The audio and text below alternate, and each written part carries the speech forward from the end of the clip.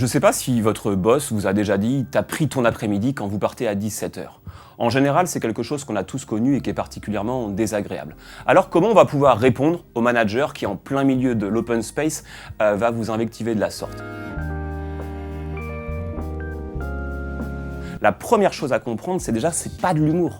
Si le propre de l'humour, c'est de savoir rire de soi, se moquer publiquement de quelqu'un, c'est absolument pas de l'humour, c'est plutôt de l'humiliation.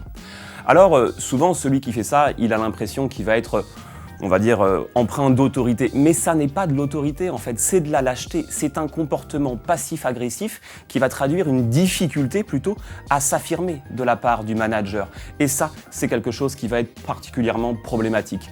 Parce qu'en fait, le fait d'être humilié publiquement, ça ne va pas générer de l'alliance ou de la confiance dont on a besoin pour bien bosser. Ça va générer souvent de la méfiance et très systématiquement de la défiance. Alors, comment on va pouvoir faire et qu'est-ce qu'on va pouvoir répondre au manager qui a ce type de comportement? On pourrait tous être tentés de commencer par répondre quelque chose en mode un peu lance-roquette, du type moi je pars à cette heure-ci parce que j'ai une famille qui m'aime, si ça t'arrivait, tu comprendrais de quoi je parle. Oui, ça défoule, oui, exprimer une émotion, c'est faire sortir la pression, mais l'émotion que vous allez faire sortir à ce moment-là, en fait, elle va générer une escalade de la conflictualité qui va pas du tout être propice à la sérénité.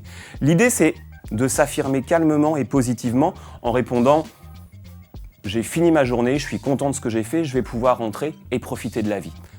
Vous vous affirmez, vous restez chez vous, vous quittez le boulot, et quand les émotions un peu hostiles seront redescendues, c'est-à-dire en gros le lendemain, vous pouvez revenir voir votre boss et en one-to-one, en individuel, vous allez lui témoigner une intention bienveillante à moyen terme en disant « Écoute, ce qui compte pour moi, c'est qu'on puisse continuer à bosser sereinement tous les deux dans la durée et ensuite vous allez exprimer ce que vous avez ressenti. » En revanche, ce qui s'est passé hier soir devant tout le monde dans l'open space, ça m'a pas plu du tout.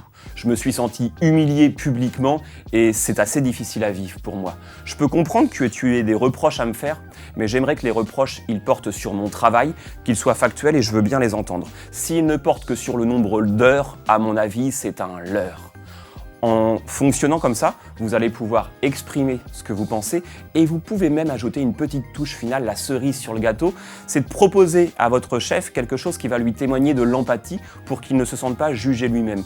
En lui disant « Écoute, je pense que ça te ferait du bien à toi aussi de temps en temps de finir un peu plus tôt. Si tu veux, ce soir, on part à 17h, je te paye une bière, on va discuter ensemble et tu vas voir comment on peut profiter de la vie aussi, pas en étant uniquement au boulot. » Parce que pour que le travail ait sa juste place dans la vie, il ne peut pas avoir toute la place.